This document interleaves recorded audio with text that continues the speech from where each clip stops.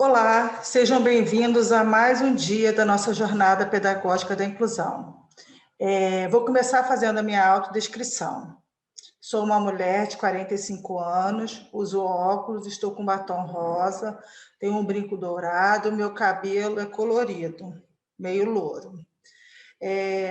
Nossa semana de inclusão começa, com o tema Desafios e Perspectivas para a Educação das Diferenças. E hoje a gente tem o orgulho e a satisfação de trazer a professora Flávia Faisal. Essa professora é muito querida por nós, já conhecida por alguns colegas, porque já ofertou cursos de inclusão. Ela é professora de educação física, mestra, doutora e PhD em aperfeiçoamento pessoal. Apaixonada como nós pela inclusão, e tem o tema hoje muito interessante: Corpos na Educação, dialogando sobre significados, afetos e movimentos. Então, vamos aproveitar esse momento, que vai ser um momento muito rico de aprendizagem. Boa tarde. Eu sou professora Flávia Faisal. Para as pessoas que não veem, eu sou uma mulher branca, de cabelo grisalho, cabelos curtos, né? Grisalhos, uso óculos preto, tá? E estou com uma blusa verde florida, com flores rosas e pequenas. Eu estou falando do escritório da minha casa, né? Então, sentada numa cadeira preta de escritório, atrás de mim tem uma estante de livros, ao lado uma porta branca, né? E ao meu lado, ainda aparecem algumas imagens, ao meu lado esquerdo tem um pedaço da minha mesa de trabalho. Né? Eu vou botar minha apresentação e aí eu acho que a gente vai conversando e eu vou me apresentando melhor.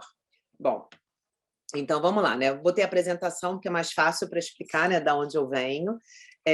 Eu sou professora da Universidade do Estado do Rio de Janeiro, né, da UERJ. A minha lotação, né? Eu sou concursada na Faculdade de Educação da Baixada Fluminense, que é um campus da UERJ que fica em Duque de Caxias, né? E eu trabalho em 2 programas de pós-graduação, no PPGEC, que é o Programa de Pós-Graduação em Educação, Cultura e Comunicação em Periferias Urbanas, que fica na FEBEF, em Duque de Caxias, e trabalho no PROPED, que é o Programa de Pós-Graduação em Educação, que fica na Faculdade de Educação na UERJ Maracanã.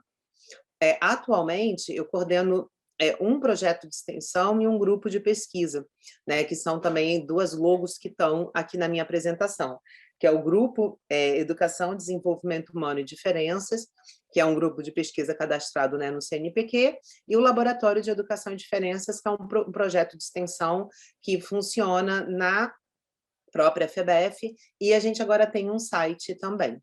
Tá? O site, na verdade, é do LED e do GED. Bom, o que a gente vai conversar hoje? Né, o título que eu dei para a apresentação de hoje, né, para a nossa conversa de hoje, eu denominei de Corpos na Educação, dialogando sobre significado, afetos e movimentos. Né? Por que esse título e por que essa temática?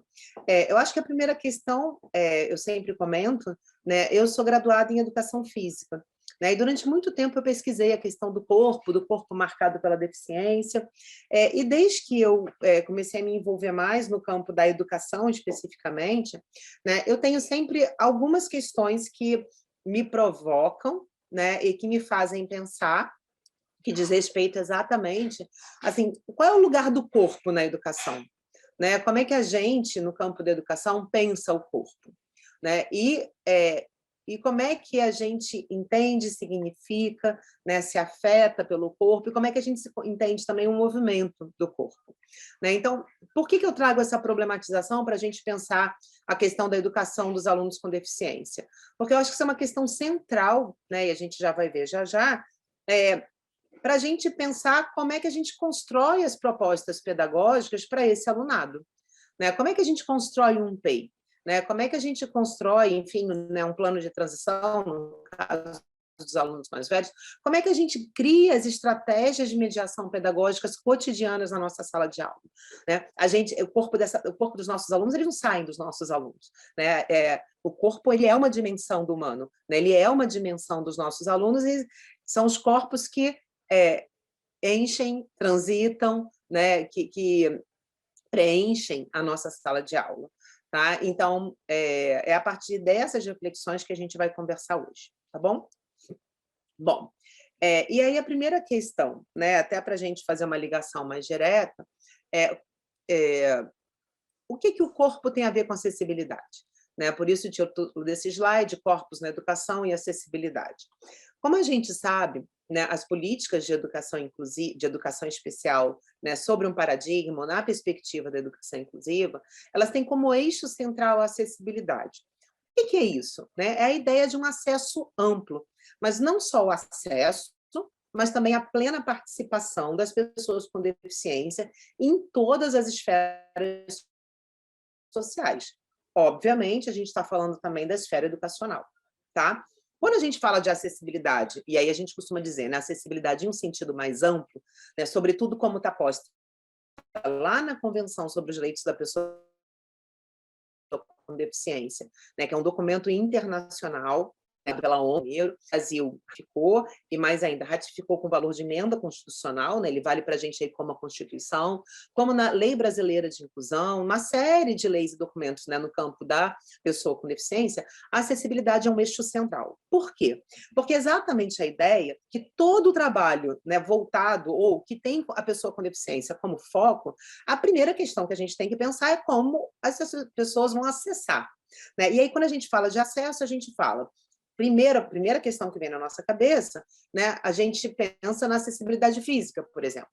Né? Então, como é que uma pessoa cadeirante, por exemplo, vai acessar um prédio?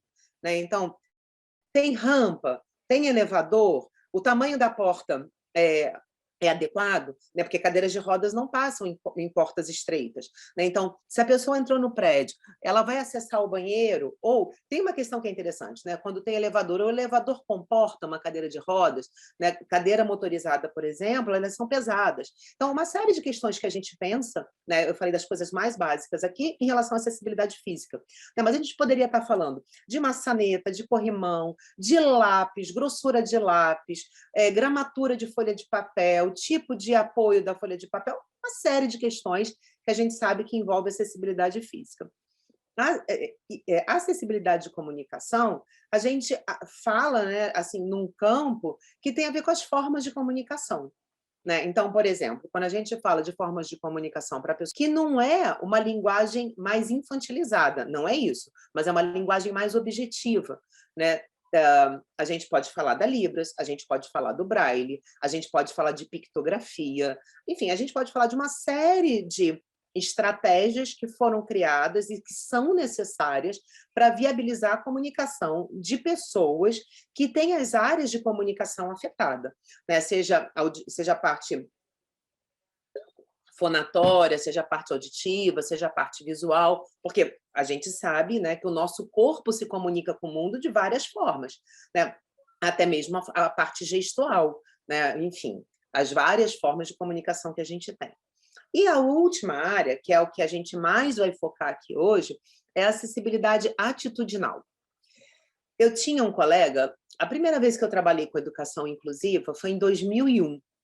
Né? Eu tinha recém terminado o mestrado, eu era bastante nova, e eu trabalhava num município no ABC Paulista. Né? E eu tinha um colega que trabalhava comigo, né, nessa prefeitura, que ele costumava dizer que construir rampa nas escolas é fácil. Embora não seja tanto, né, que a gente sabe. Mas ele falava que é muito mais fácil construir rampa nas escolas do que construir rampa dentro da gente. Né? O que será que ele estava querendo dizer com isso? Né? Então, é um pouco sobre isso que eu vou provocar hoje, para a gente poder pensar a questão do corpo. Né? Como é que a gente constrói as rampas que nos conectam com os nossos alunos? Como é que a gente constrói as rampas na nossa sala de aula cotidianamente para que esse nosso aluno participe de forma plena nas atividades pedagógicas, nas atividades de socialização, nas relações sociais de uma forma geral? Né? Porque estar na escola, a gente não pode pensar nem só na socialização, nem só na aprendizagem. Né? A gente vai para a escola para aprender, mas também para se relacionar. Né? Eu tinha... Numa escola que eu trabalhei numa outra cidade em São Paulo, tinha um aluno que ele sempre me perguntava: tia, amigos eu? Aí eu falava: sim, você tem amigos. Né? E por que ele me questionava? Porque ele falava assim para mim: eu não, parabéns. eu não festa, né? Porque na escola, os meninos até falavam com ele, mas ele nunca tinha sido convidado, ele era um aluno com deficiência intelectual, ele nunca tinha sido convidado para nenhuma festa de aniversário dos colegas, por exemplo. E era um bairro bastante pequeno, então ele sabia que as festas aconteciam, né? Mas ele não era convidado, né? Então, o que isso diz sobre a nossa relação? Né? E como a gente vai se constituindo, vai se significando nesse processo, tá? E como isso afeta o processo educacional, né? E aí, eu costumo dizer sempre, né? Nós professores, a gente tem um papel importante aí nesse processo, né? Então, por isso, a gente hoje vai conversar sobre significado, sobre afetos e sobre movimentos, tá bom? Uma coisa importante antes da gente mudar de slide é só porque, assim, hoje em dia, a gente tem várias outras áreas mais específicas no campo da acessibilidade. O que eu trouxe aqui para vocês foram as 3 maiores áreas, vamos dizer assim, tá? Mas hoje a gente fala em acessibilidade metodológica, em acessibilidade tecnológica, tá? Mas essas são as grandes áreas do campo da acessibilidade. Tá? E aí é isso mesmo a minha provocação. Eu estou falando de acessibilidade, eu estou falando de corpo, mas a gente não vai conversar sobre acessibilidade física, nem sobre acessibilidade de comunicação. A gente vai conversar sobre acessibilidade atitudinal, tá? Bom, vamos lá. Qual o estatuto do corpo nas práticas pedagógicas? Lembra, eu fiz esse comentário logo no início da minha fala, justamente provocando qual é o lugar do corpo nas práticas pedagógicas. Quando eu estou desenhando, né? Quando eu estou planejando a minha aula, né? Quando eu estou pensando as atividades que eu vou dar, né, que eu vou propor aos meus alunos. Quando eu estou pensando, né, e aí junto com a matriz curricular da escola, junto com a matriz curricular municipal, quando eu estou pensando nos conteúdos que vão ser trabalhados, como é que eu penso o lugar do corpo nesse processo? Né? Seja no conteúdo, seja nas atividades que estão sendo desenvolvidas, sendo na forma como eu vou abordar ou eu vou construir esse processo para os meus alunos. Né? Então, como eu penso o corpo nas estratégias de mediação pedagógica? Ou eu penso no corpo quando eu estou desenhando as minhas estratégias de mediação pedagógica? Tá? Vamos lá. Eu costumo trabalhar com uma ideia que o corpo ele não é só a matéria biológica. A gente já vai ver isso, tá? Pelo contrário, né? Para quem nem todo mundo me conhece, né? A maioria de vocês não deve me conhecer, mas eu trabalho com um autor, eu nem trouxe nada dele hoje, mas eu poderia até ter trazido aqui para explicar um pouco mais isso para vocês. Eu estudo um autor, que é o Vygotsky, que todo mundo, né? Todos vocês já devem ter ouvido falar, né? E o Vygotsky, ele vai, dos pressupostos centrais da teoria histórico-cultural, que foi a teoria que o Vygotsky, né, trabalhou enquanto vivo, né? Ele viveu bem pouco tempo, mas enquanto ele trabalhou, era na construção, né, de uma psicologia concreta. O pressuposto central dele era que nós humanos, né, nós crescemos, nos desenvolvemos, aprendemos no entrelaçamento da matriz biológica com a matriz cultural.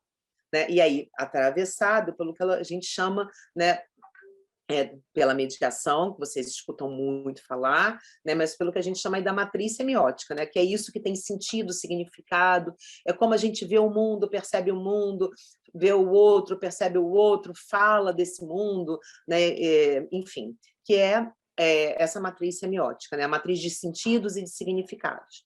Né? Então, quando eu falo de corpo com vocês, eu não estou falando só de perna, braço, cabeça, né? Eu lembro que quando eu era criança, na escola tinha uma musiquinha do cabeça, ombro, joelho e pé. Né? Eu até fiz uma apresentação quando eu estava no segundo jardim dessa música. Porque a gente normalmente começa a introduzir, né, a temática do corpo humano na escola pela cabeça, ombro, joelho e pé. Né? Mas a gente esquece de discutir um monte de outras coisas que também fazem sentido, né? Que também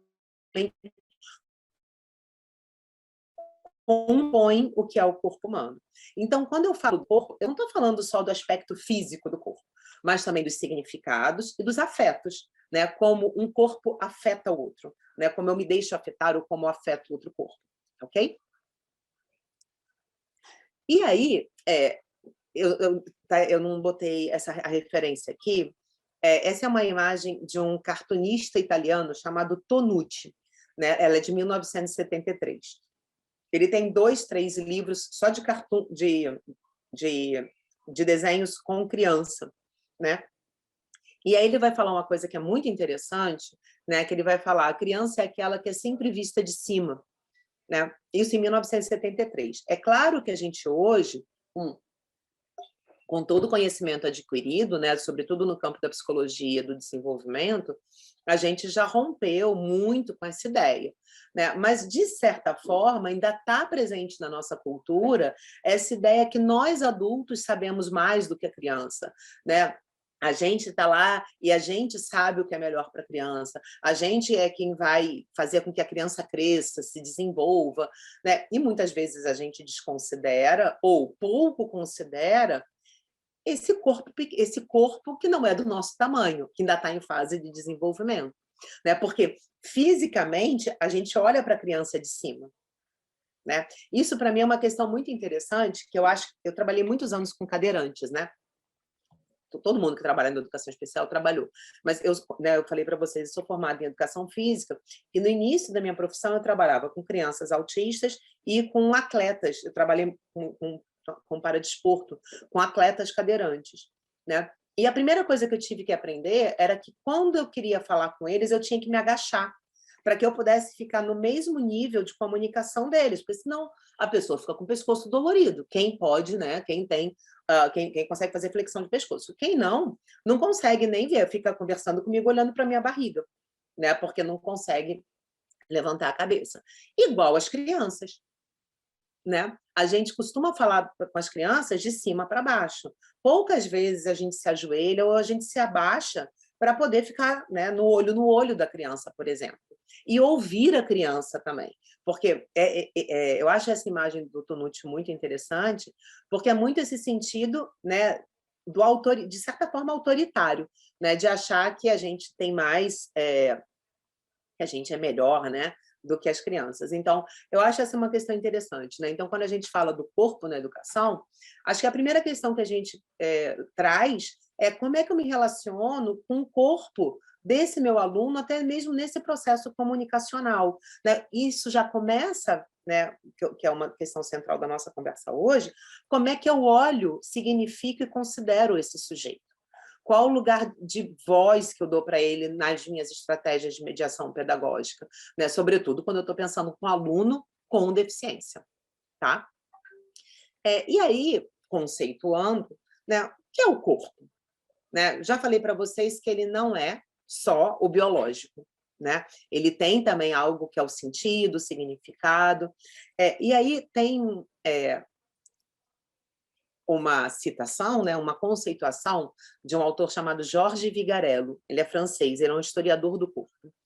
Ele tem uma passagem que eu acho muito bonita e que eu acho que diz muito, né, sobre como eu entendo o corpo.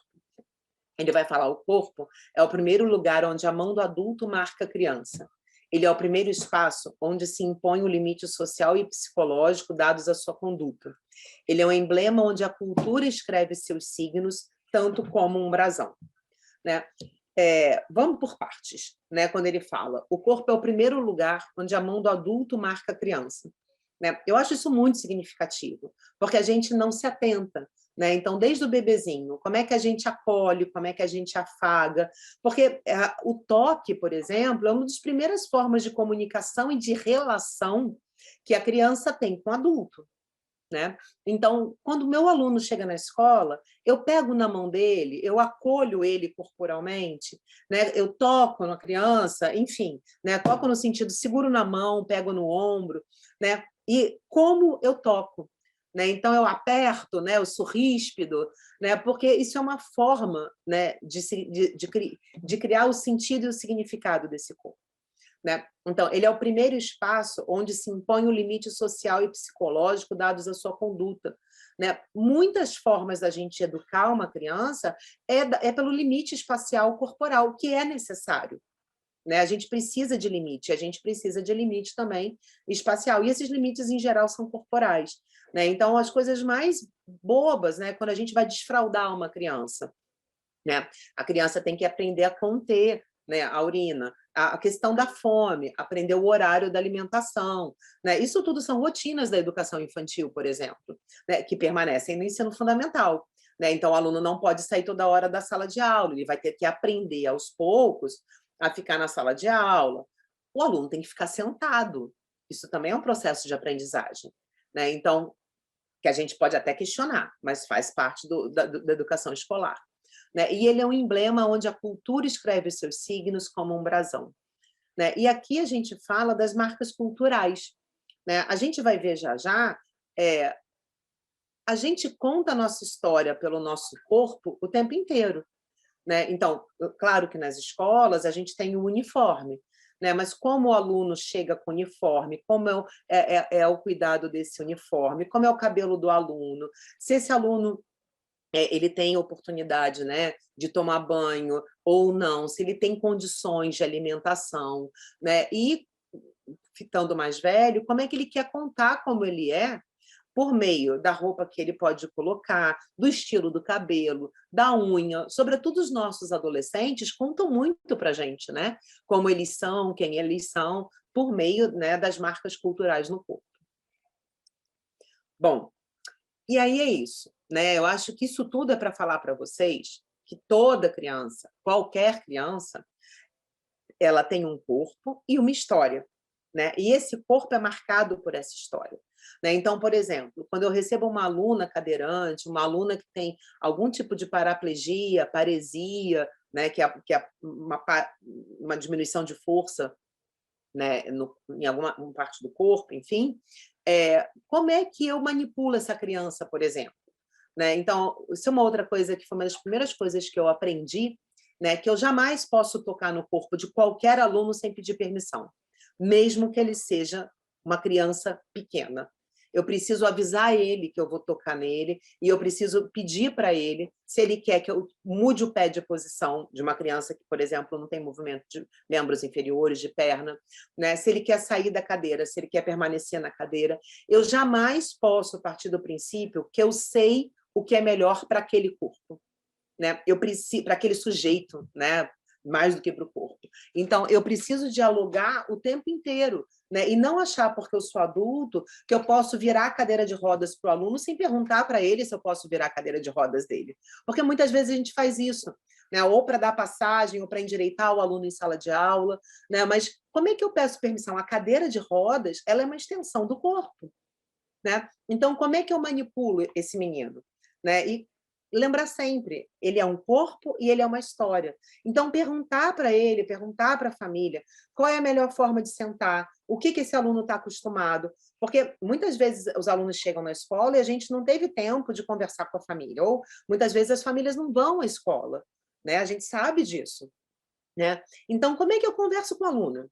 Para saber o que ele gosta, o que é mais confortável para ele, né? E, claro, né, a gente tem também a parte técnica, que a gente precisa aprender a manipular esse corpo, né? Até para botar para sentar, com apoio, sem apoio. Mas é preciso muito perguntar também para esse nosso aluno, né? E pedir permissão. Né? A gente jamais pode tocar no corpo de uma criança sem avisar para ele que a gente está movimentando a cadeira, ou ele, né? Enfim, não só o aluno cadeirante, mas todos os alunos. Mesmo os alunos com deficiência intelectual, os alunos com autismo, os alunos cegos, os alunos, né, com surdos, qualquer aluno. E aí, na verdade, essa é uma citação até da minha dissertação de mestrado, onde eu pesquisava a questão do corpo, né? Eu falava, né, que o corpo marcado pela cultura ele é um signo polissêmico, uma realidade histórica mutável multifacetada. O corpo é a memória mutante das leis e dos códigos de cada cultura, registro das soluções e dos limites científicos e tecnológicos de cada época. A gente já vai ver a questão da história do corpo marcado pela deficiência, a gente vai falar muito sobre isso. Nessa perspectiva, Soares, né, a professora Carmen Lúcia Soares, considera o corpo como o primeiro plano da visibilidade humana, como o lugar privilegiado das marcas da cultura.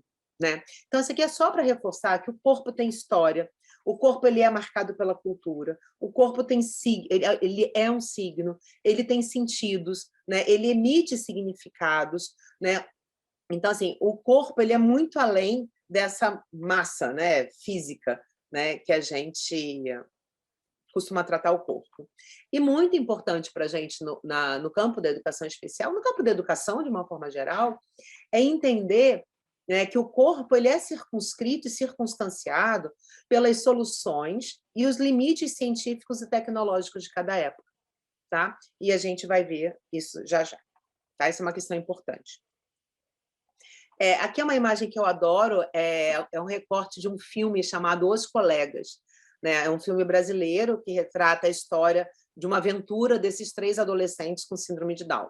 Quem nunca viu o filme Os Colegas, vejam, porque é um dos filmes mais lindos que existe, né? E eu acho que é isso, pensar no corpo é pensar, sobretudo, nas possibilidades de liberdade, né, no sentido de conquista, né? É conhecer o meu aluno e saber o que o meu aluno quer, né? Como é que eu dialogo com os interesses do meu aluno, né? Independente de quem seja esse aluno, né? Porque a gente tem historicamente uma ideia que o corpo marcado pela deficiência ele tem menos vontade, né? Ele sabe menos sobre ele, né? Isso é um engano nosso, né? A gente precisa dialogar com qualquer aluno nosso, tá? Bom, e aí eu trago mais 2 citações, essa parte é conceitual demais, mas só para a gente fechar a questão do corpo, de uma autora francesa também, a Détré. Ela vai falar, às vezes, visto como a sede da identidade, que encarnou o retrato moral e social do indivíduo, às vezes como um envelope da alma ou do espírito. O corpo é o lugar de todos os paradoxos. A sua presença se impõe tanto que, há um tempo, negasse qualquer existência sociológica, como se a multiplicidade de redes envolvidas, da mais pública à mais íntima, privando do estatuto do objeto científico autônomo. Ainda, traçar um caminho, que é o que a gente precisa, que permita a emergência, né, de uma sociologia do corpo. Em seguida, mostrar como o corpo é um fato social, total. As representações, os valores que o corpo veicula, as expressões de linguagem, o conhecimento que, de uma forma, vem sendo interrogado, e, em particular, os seus aspectos mais naturais e mais pessoais, como andar ou mesmo se vestir. Assim vai tomando corpo, nas problemáticas gerais, as questões que opõem o indivíduo e a sociedade, a natureza e a cultura. Bom, pensando o corpo hoje, né? Por que é importante a gente falar sobre o corpo na nossa sociedade? Porque o corpo, ele é hoje cada vez mais, ele é um objeto de interesse estético. Concordam comigo? Né? Então, quando a gente fala do corpo, a gente logo pensa, estou acima do peso, estou abaixo do peso, vou para a ginástica, eu faço atividade física, não faço atividade física, eu estou com cabelo X, eu estou com cabelo Y, eu queria fazer uma cirurgia. Por exemplo, no Brasil, né, embora isso seja alguma coisa extremamente elitizada, né, o Brasil é o país que mais faz cirurgias reparadoras estéticas no mundo há mais de uma década. Né? Isso diz respeito a como a gente valoriza e como a gente olha o corpo. Né? E isso é uma questão importante para a gente. Né? Porque se me chama a atenção e se eu julgo um corpo que está acima do peso, como eu olho e julgo o meu aluno que tem um corpo marcado pela deficiência? Essa é uma questão muito importante para a gente. Bom, e aí o contexto social, né, o locus da gente de atuação, né, na sociedade que a gente vive, a gente diz, né, que a gente vive numa sociedade pós-moderna, na era do conhecimento, da informação, da tecnologia, era dos abismos de uma imensa desigualdade socioeconômica, né, era de constituição de novos códigos de ética, né, o que é certo, o que não é certo, o que é errado, enfim, e era de um grande investimento estético. Né? Alguns autores, eu acho interessante, eles dizem que a gente vive já desde os anos 90 no momento da corpolatria, né, de uma idolatria ao corpo, né, onde a gente julga moralmente alguém pela aparência. Né? Não é verdade isso? Né? Quando a gente está andando na rua, a gente vê uma pessoa maltrapilha, né? Um morador de rua, a gente já acha que ele é uma pessoa do mal, que vai assaltar, que vai fazer alguma coisa contigo. Necessariamente, às vezes a gente é assaltado por um homem de terno e gravata. Né? Então, como é que a gente julga, né, a moral, né, os nossos valores pela aparência do corpo? Né? O que esse corpo conta para a gente? E isso é importante porque tem a ver com como eu julgo os meus alunos também. Eu vou contar uma história que eu costumo contar sempre, mas que eu acho importante. Eu trabalhei numa escola, uma época, que essa escola ficava dentro de um lixão, que é uma realidade muito presente na Baixada Fluminense, onde a gente trabalha, no nosso território. Né? Muitos dos nossos alunos ou vivem, né, no lixão grande ou vivem em áreas de aterro sanitário. Né? E esses alunos chegavam na escola sem banho tomado. Claro, né, na casa da maioria deles não tinha chuveiro, não tinha banheiro, não tinha sabonete. Né? E uma época, alguns professores eles começaram a se negar da aula porque esses alunos não tomavam banho. Né? E falavam que eles nunca iam aprender porque eles não tomavam banho. Né? E o trabalho que né, enfim, que a equipe pedagógica na época fez foi justamente desconstruir essa ideia, né? Pensar como é que a gente cuida do corpo enquanto conteúdo pedagógico, né? Então, se esse aluno não toma banho, se ele não tem noções de higiene, isso era a primeira etapa do ensino fundamental, tá, gente? Eram crianças de 7 anos, mais ou menos, 6, 7 anos. Então, como é que a gente ensina esses meninos a tomar banho, né? Porque, assim, a gente tem como conteúdo nos primeiros anos de ensino fundamental higiene, não tem? A gente tem lá nos livros, né, no caderno, então, cabeça, ombro, com o que eu escuto, como é que o paladar, o olfato, né, a audição. Mas a questão é, como é que eu faço, de fato, esse menino, no cotidiano dele, entender que isso é importante, né, que é o cuidado e a higiene com o corpo. Né? E como que eu penso que não é porque esse menino não tomou banho, que ele não veio cheiroso para a escola, que ele não vai aprender. Uma coisa não tem nada a ver com a outra. Né? A capacidade dele de aprendizagem é de outra esfera, que não da higiene. Né? Então, é uma dupla questão aí. Como é que a gente, enquanto docente, pensa num currículo que acolha esse aluno, né? Porque isso é um currículo para todos. Né? Como é que a escola se implica nesse processo? Né? Então, quando a gente fala de adequação curricular, eu não estou falando só de ter libras, né? De ter braille, de ter atividade diferenciada para o meu aluno com deficiência. Eu estou falando de uma escola que acolha todas as diferenças, que acolha esse meu aluno que não consegue, que não sabe tomar banho, que na família dele ninguém toma banho. Então, o banho ele passa a ser um conteúdo curricular dentro de uma escola inclusiva. Né? E a gente não olha para esse aluno como alguém que não aprende. Ele só não tomou banho e ele tem problemas sociais gravíssimos. Né? Mas isso não está diretamente relacionado com a capacidade dele de aprender, nem se ele é uma boa pessoa ou não. Bom, e aí, né, alguns autores vão falar que as instituições sociais elas têm a ver exatamente com essa ideia do cultivo dos corpos, né, porque são espaços marcados por posições definidas, do avaliador, do avaliado, do aluno, professor, ator, plateia. Né? Então, como eu, professor, olho para esse corpo? Né? E aí isso tem a ver, né, com o poder do conhecimento, com o poder da intervenção no corpo do outro. Né? E aí o conhecimento biológico, nesse caso, é supervalorizado em detrimento do emocional e cultural, que não é isso que a gente quer. Aqui é muito interessante, né, porque isso é histórico. Essa imagem é uma imagem que abria um livro chamado A Ortopedia ou a Arte de Prevenir e Corrigir nas Crianças as Deformidades do Corpo.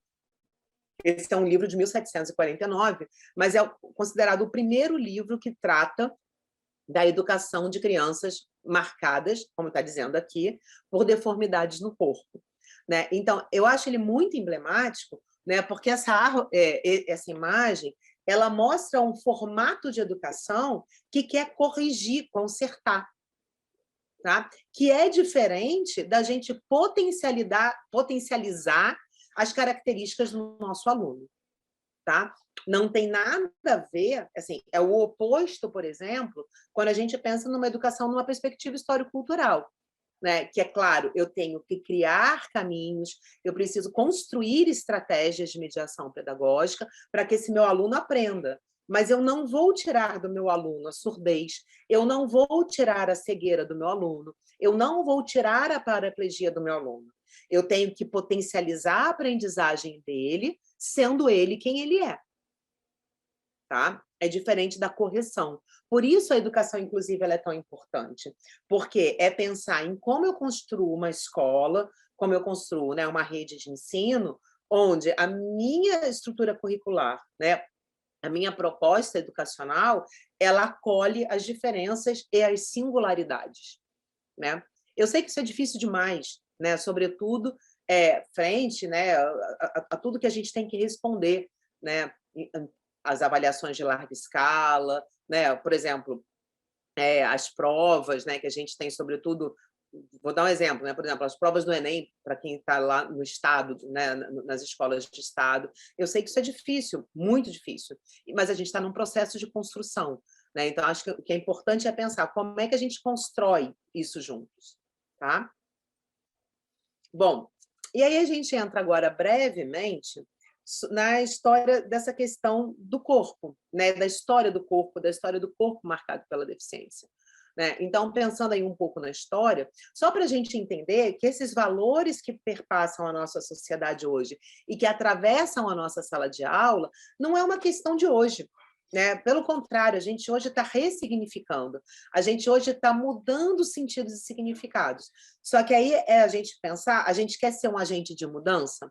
Um agente de inclusão, né? O que é ser um agente de inclusão? É construir uma sociedade, é construir uma escola que respeite a diferença e a singularidade, que atenda, né? Então, um pouco de história, né? O mundo clássico, a gente tinha várias indagações sobre o corpo, né? O que é o homem, qual é a relação corpo e mente, o que é bom, o que é belo, né? No mundo medieval, a gente vai ter a ideia do corpo como algo obscuro, né? Porque a gente tem o poder da igreja, né? O poder da fé, como algo muito mais importante, né, muito mais potente do que o corpo. Tanto é que, nessa época, os estudos anatômicos do corpo, né, eles foram suspensos, né, porque era considerado uma violação.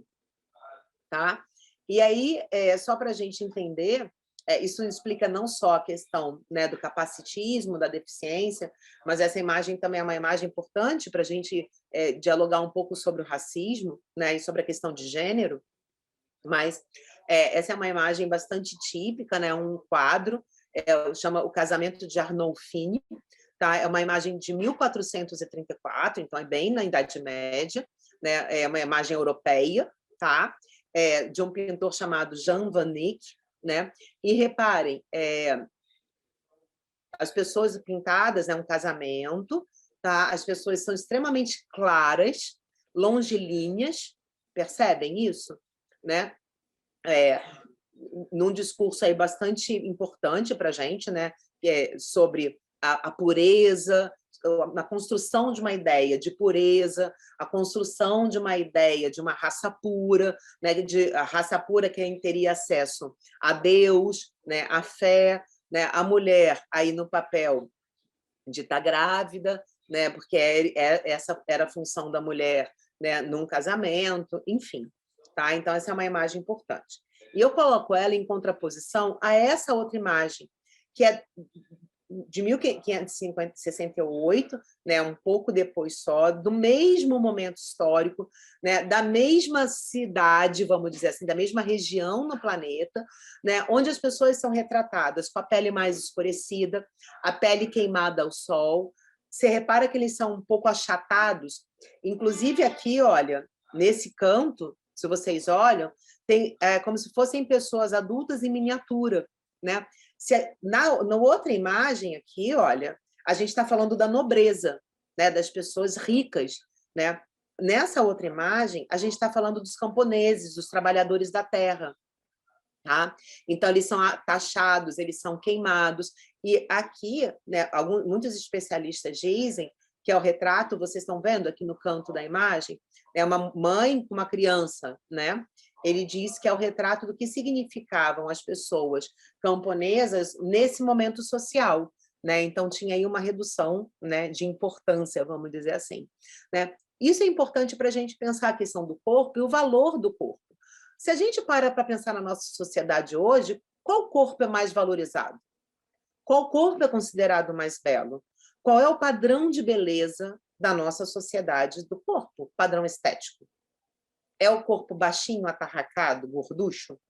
Ou é o corpo longilíneo, esbelto, sarado, malhado? Não é isso? E aí a gente vai construindo essas ideias sobre o corpo na nossa cabeça, né, que marca a forma como a gente se olha no espelho, né? Então, eu tenho 50 anos. E aí, como é que eu me olho no espelho? Eu não posso querer ter um corpo de 18, concorda comigo? Né? Eu não tenho mais 18 anos. Mas parece que para ser feliz na nossa sociedade, a gente tem a fórmula da juventude, então todo mundo tem que ser eternamente novo, e a forma da beleza longilínea e branca, né? Porque o racismo, a gente sabe que ele é estrutural na nossa sociedade. Né? Então, ele é uma marca da desigualdade, mas ele é uma marca também de um padrão estético. Né? Hoje em dia, a gente tem um tensionamento importantíssimo sobre isso. Né? Mas, durante muito tempo, né, o padrão de felicidade da nossa sociedade era o homem rico, branco, né, de cabelo liso, longilíneo. Né? Nem a mulher era tão valorizada. Tá?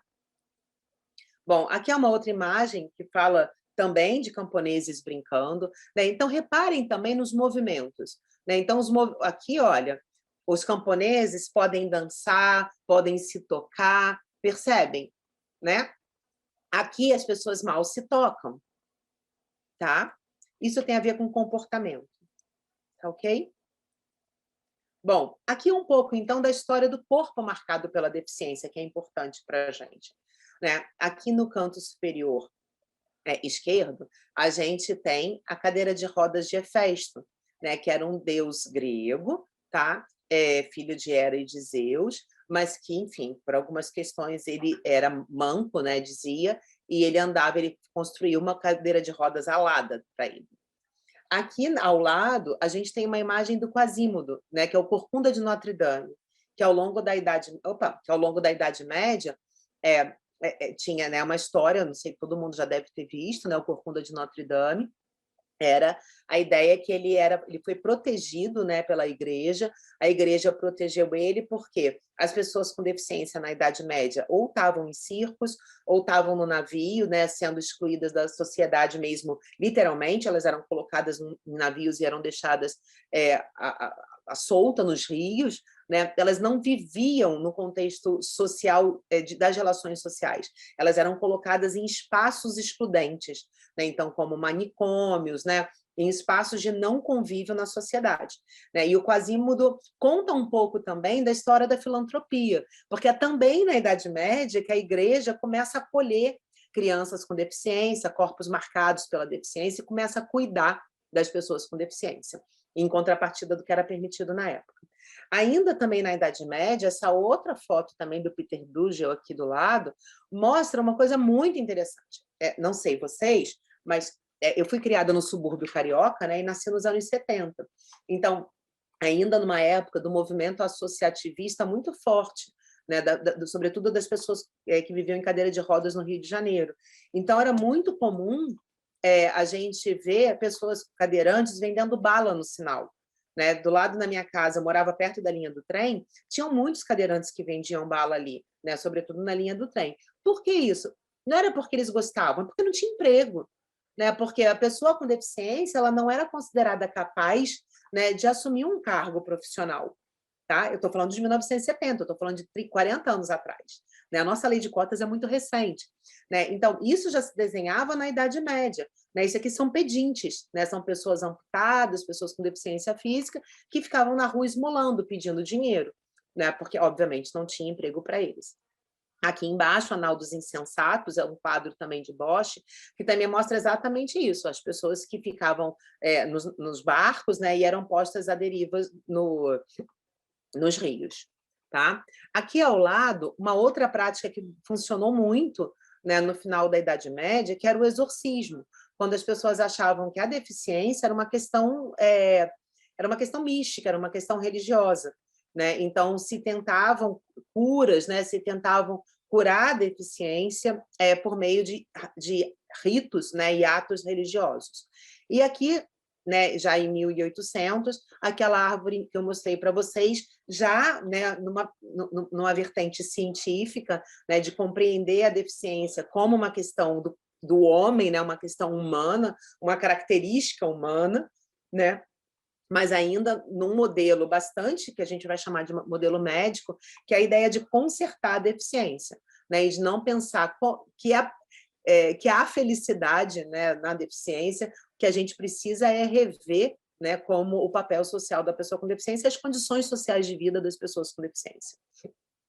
Bom, passando então da Idade Média, né, a gente chega aqui no Renascimento, né, a gente começa a falar, né, do corpo, né, e as descobertas anatomomecânicas, né, no mundo moderno a gente tem aí, né, a ideia do corpo-máquina, né, esse corpo muito alavancado, né, pela Revolução Industrial, pelas máquinas industriais, né, e o mundo contemporâneo a gente já vai chamar de um corpo educado, sobretudo por conta da escola, né, que é aquela instituição social que vai educando o corpo da gente ao longo do tempo, né? Eu costumo dizer que na educação infantil a gente mal senta, no ensino fundamental, a gente vai sentando em aulas de meia hora. No ensino fundamental 2, a gente já senta em aulas de 45 minutos.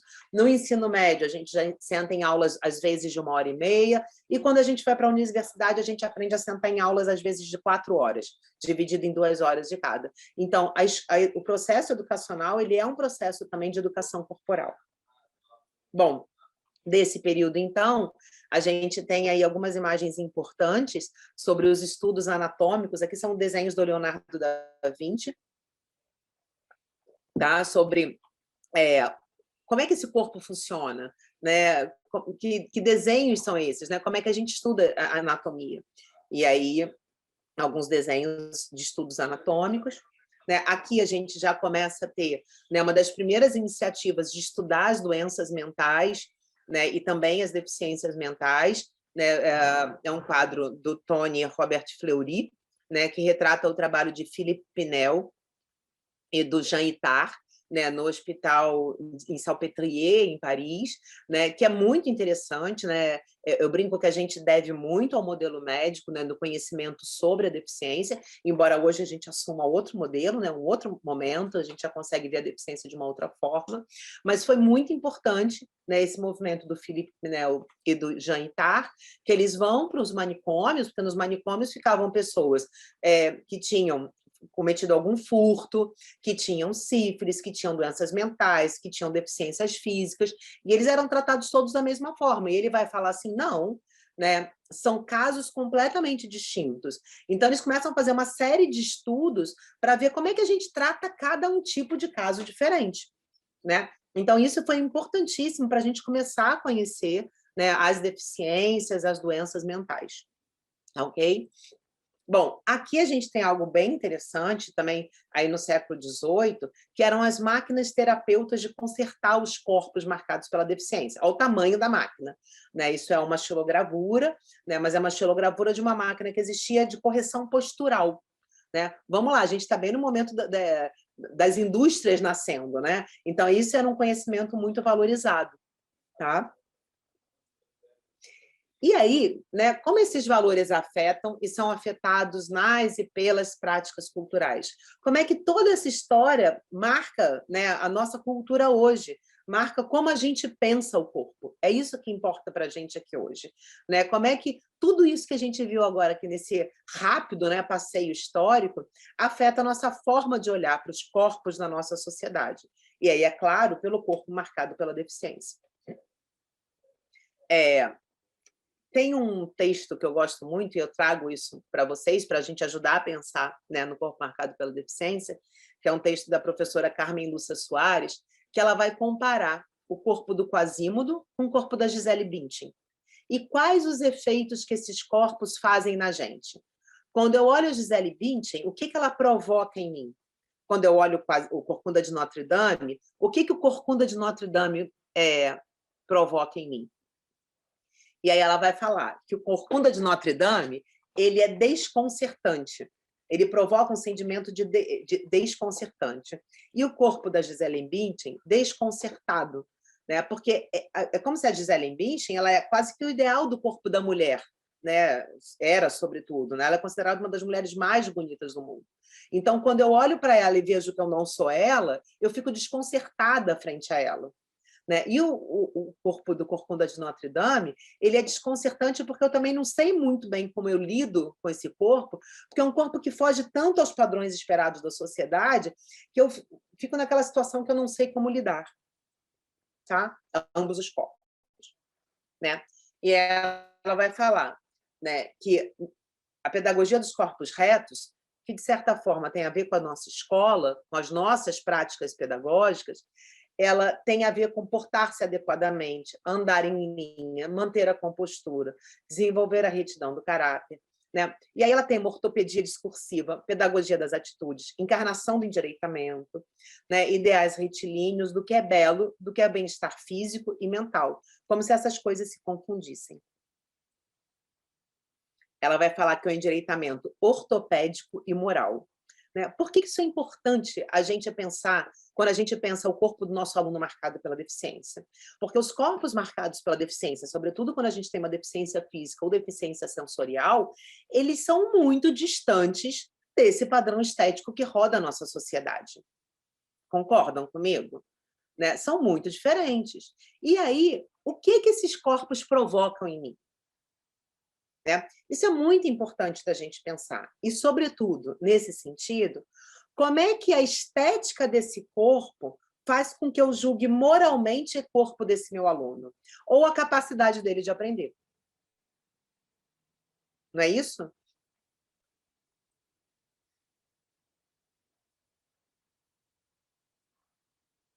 E aí, nesse texto, ela vai falar que olhar o corpo, a gente olha o corpo pelo olho mágico. Né? E quais são os valores que eu tenho, que eu trago em mim para olhar para o meu aluno da educação especial? Né? Porque o olhar da nossa sociedade ele é marcado por uma retidão anatômica e pelos conhecimentos biologizantes, né, que fazem com que a gente veja muito mais impedimentos dos nossos alunos do que as potencialidades. Tá? E aí ela vai falar que esse olhar anatômico retilíneo, né, e esses conhecimentos biologizantes, eles inspiram educadores, terapeutas, clínicos. Né? Então, parece que a gente o tempo inteiro trabalha para a retidão das formas, dos costumes, das aparências, dos valores. E aí, qual o espaço para o corpo marcado pela deficiência quando eu tenho a minha prática pedagógica marcada pela retidão, pela pelas formas retilíneas, vamos dizer assim? Como é que eu penso esse corpo na sua singularidade, na sua diversidade, inserido nas práticas pedagógicas que eu vou propor? Bom, e aí, como esses valores, mecanismos sobre o corpo afetam meu olhar sobre o corpo marcado pela deficiência? Como afetam o corpo e os sujeitos marcados pela deficiência? Porque é um pouco isso, né? Como o meu olhar afeta o meu aluno, né? E como esse olhar também afeta as minhas práticas pedagógicas.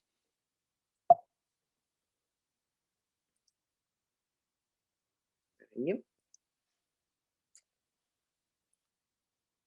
Rita, eu vou pular esse slide, tá bom? Eu vou pular 2 slides. Tudo bem, fica à vontade, Flávia.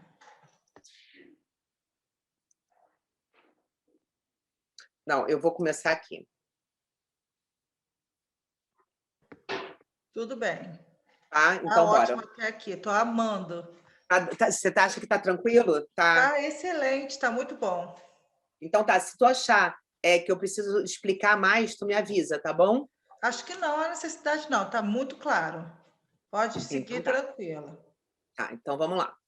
Então, e aí a gente retoma aqui a questão do corpo enquanto signo, né? Por quê? Na medida do acabamento estético, do olhar do outro, da imersão no mundo cultural, o meu corpo vai sendo significado e vai significando na relação com o outro. Né? E quando eu falo da significação do corpo, isso tem a ver com a construção da personalidade dos nossos alunos. Como ele se sente capaz, como a gente coloca ele, como ele se coloca no lugar de aprendiz. Né? Isso tudo tem a ver com como a gente constrói essas relações sociais e como a gente enxerga o nosso aluno. Nesse movimento, nosso corpo passa a refletir e a retratar uma realidade que vai além da matéria, né, mas que é constituída nas práticas culturais, que tem a ver exatamente com o papel social e com o lugar que o nosso aluno está ocupando nas relações sociais a qual ele faz parte. Tá? Bom, e aí tem 2 frases, né? Tem duas citações aqui do professor Angel Pino, que eu acho importante para a gente entender. Tá? O contato do homem com o mundo natural pelo corpo, expressão da sua materialidade orgânica. O corpo é a interface necessária no contato do homem com o mundo. Os seus órgãos podem captar coisas porque ele só pode atribuir significação ao que capta, né? Então, é como o homem se relaciona com o mundo. E a condição originária da materialidade que caracteriza na natureza humana é permanentemente agregada à condição simbólica que confere a essa materialidade a capacidade de captar e atribuir sentido às coisas, né? Então, aqui a gente tem as duas dimensões do corpo. Essa dimensão biológica que existe, né? Que tem a ver com como eu relaciono com o mundo. Então, por exemplo, eu tenho um astigmatismo muito forte. Então, se eu tiro óculos, eu tenho uma forma de olhar o mundo toda pessoal, que é só minha. Eu não consigo enxergar faces distantes.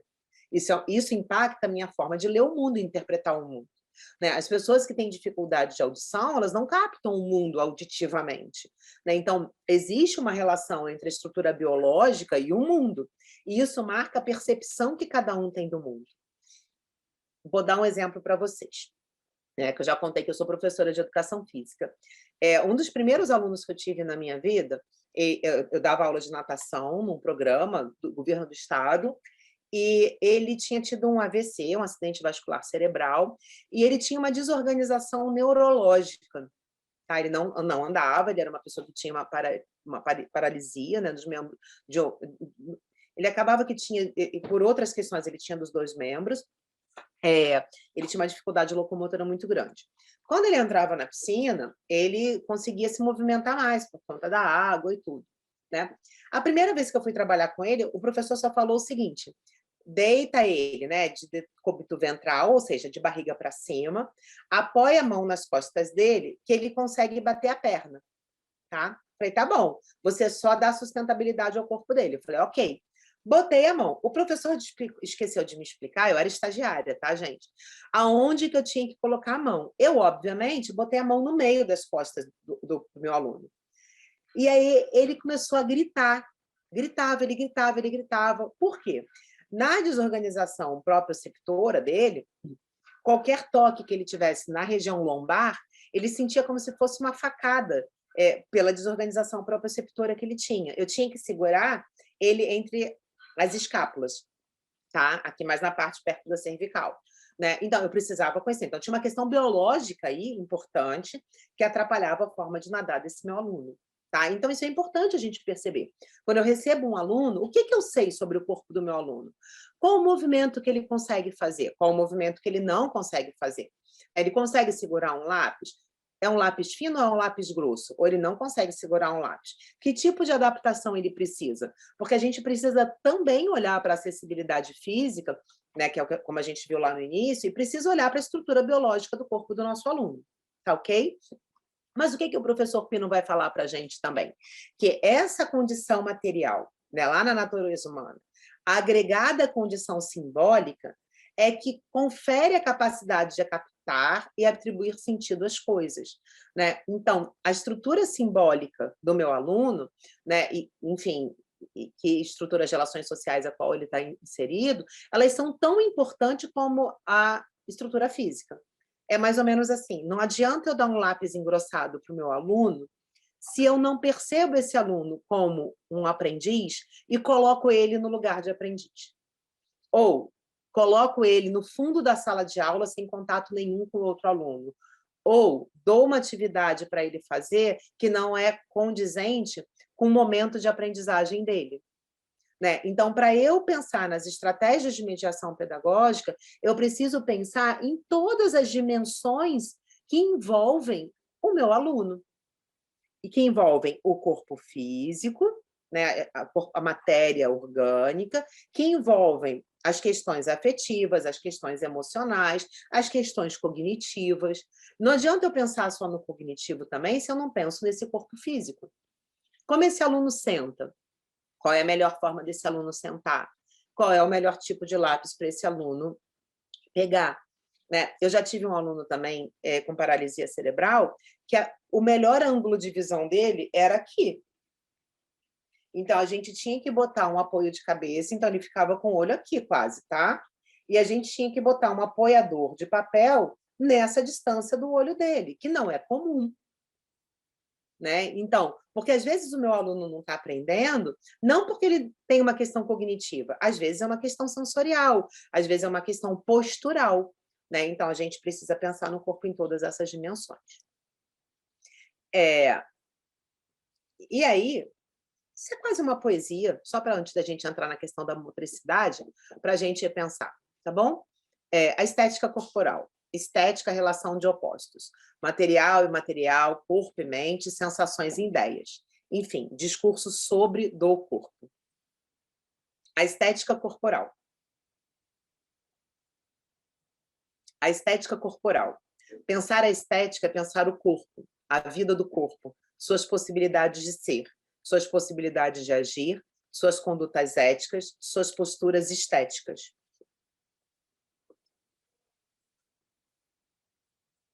O olhar que marca, que significa, que constitui, que faz calar, que faz falar, que faz enxergar, que faz aprender. O olhar que ensina.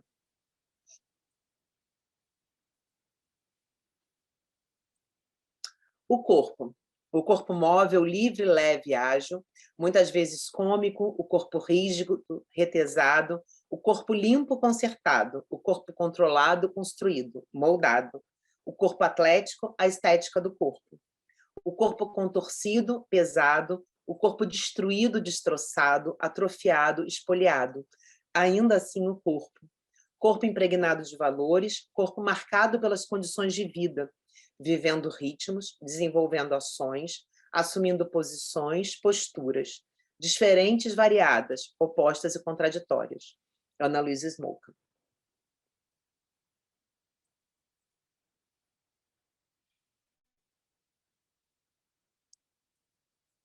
O movimento.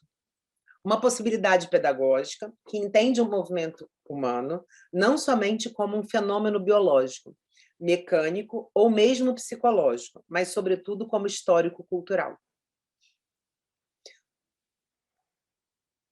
Quais os parâmetros necessários, então, para a gente compreender os movimentos do corpo na nossa sala de aula?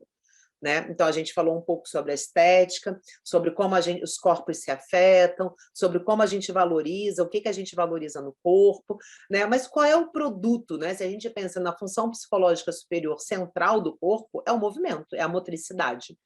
Né? Então, como é que a gente compreende os movimentos dos corpos na sala de aula? Porque a pedagogia não pode esquecer, a educação não pode esquecer que os nossos alunos são corpos. Né? Corpo é movimento. Eu vou trazer para vocês aqui um autor chamado Lúria. Ele foi o grande parceiro do Vygotsky, tá, gente? Grande companheiro mesmo, né? E aí ele né, viveu de 1902 a 1977. E aí ele vai criticar, né, o método utilizado para os estudos que vai chamar de funções psicológicas superiores, né, que é linguagem, pensamento, atenção, motricidade, memória, sensação e percepção, afirmando que os caminhos de estudo das formas elementares dos processos fisiológicos não podem ser adequados ao exame da atividade consciente humana e que a gente deve adequar os antigos experimentos ao exame da atividade de consciência humana, não considerar, desculpa, a sua origem social e histórica e a sua estrutura complexa e hierárquica. Ele vai falar que as funções psicológicas superiores, linguagem, pensamento, atenção, motricidade, elas não são só biológicas, né? Mas elas são produtos complexos do desenvolvimento sócio-histórico, estruturados na mediação social e pela linguagem. Então, assim também a motricidade. A motricidade ela não é só biológica, mas tem a ver com como a gente vai se desenvolvendo, né? E tem a ver com como a gente vai se colocando e sendo colocado no mundo, né? Com o nosso processo de aprendizagem. Tá? E aí, aqui só para a gente pensar, né, que eu acho lindo quando ele fala isso, ele vai falar que as funções psicológicas superiores, elas têm um funcionamento em rede e que uma afeta a outra, tá?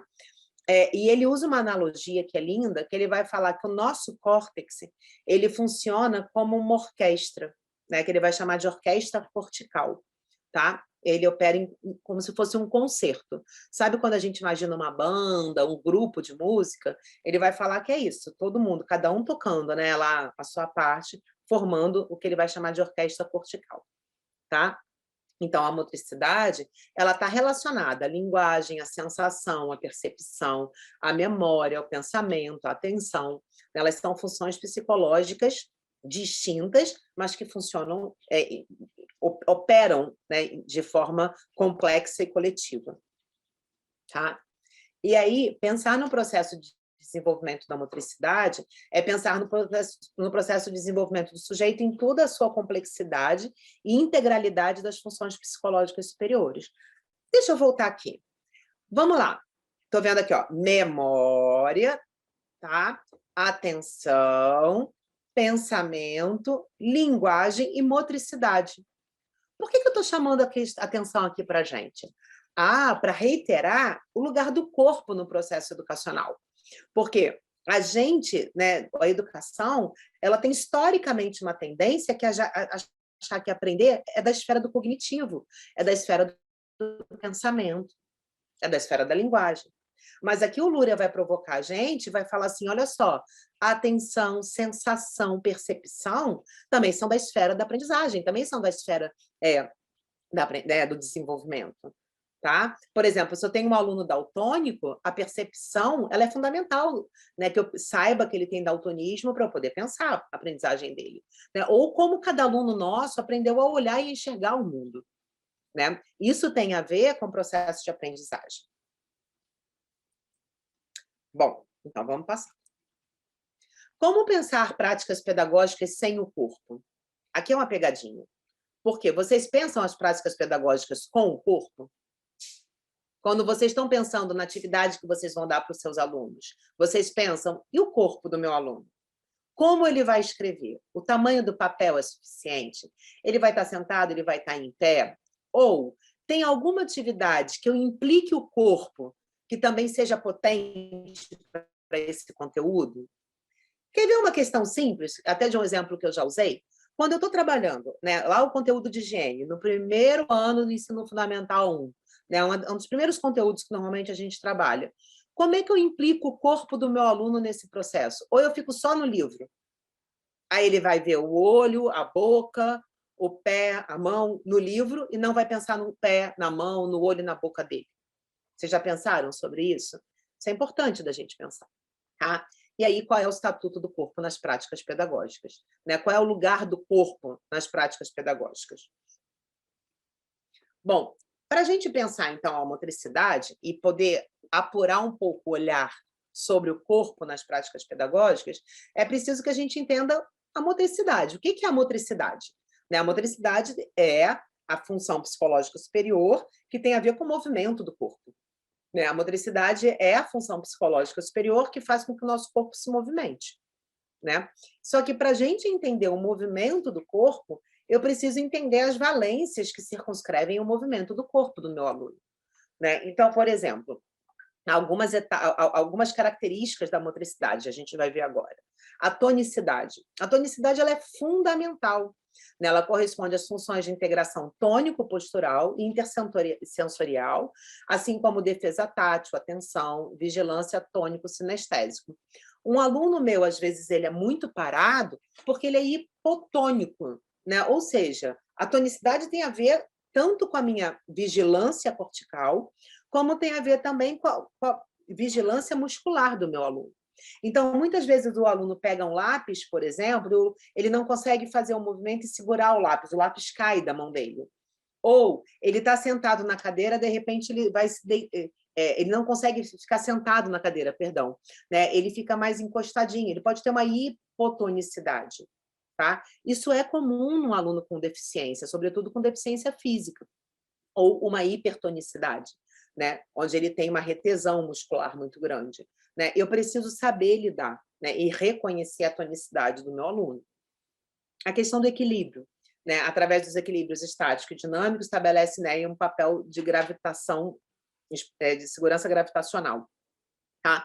O equilíbrio é fundamental. Muitas vezes, um aluno que não tem equilíbrio, ele não vai conseguir sentar, ele não vai conseguir, perdão, todo mundo tem equilíbrio, tem alguma questão no equilíbrio, né? Ele vai ter dificuldade para ficar sentado, ele vai ter dificuldade para se movimentar na cadeira, ele vai ter dificuldade de andar, né? Então, o equilíbrio é uma valência importante da motricidade. Ah, perdão, gente, repetiu aqui o slide. A lateralização, né? A observação da dominância ocular, auditiva, manual, pedal, inata e adquirida, utilizada para domínio do movimento corporal, observando o processo simbólico dessa expressão corporal. Né? A lateralização tem a ver com o lado direito, o lado esquerdo, qual é o melhor olho, qual é a melhor mão, qual é o melhor pé, qual é o melhor ouvido.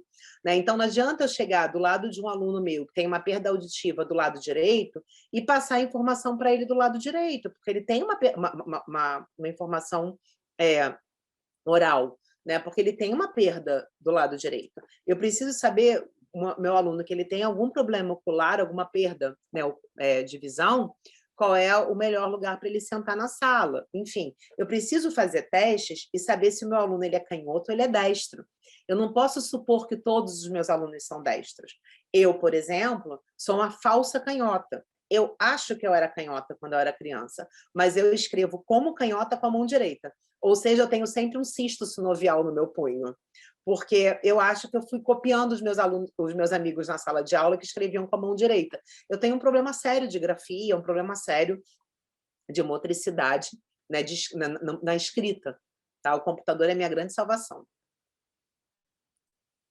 Bom, uma outra valência fundamental é a noção de corpo, né? Sobretudo na infância, na adolescência, que é mesmo essa integração, a gente saber o tamanho do nosso corpo, né? Saber que corpo que a gente tem, né? Então, a noção de corpo é integrando as sensações intracorporais, a autorreferência, fundamental a estruturação do eu, da personalidade, sem a qual a atividade intencional não se integra, né? Então, tem muito a ver, né? Aquele aluno que derruba tudo o tempo inteiro, aquele aluno que acaba atrapalhando a aula, a gente acha, né? O professor fala que está atrapalhando, mas às vezes ele tem questões, né? Ou tem questões, às vezes ele é só um adolescente, né? A gente precisa ajudar ele, né, nesse momento de composição aí, né, de maior mudança corporal, porque o corpo muda, né, quando a gente está em processo de crescimento, né? Então é muito difícil a gente ter da infância até a adolescência, o nosso corpo muda muito,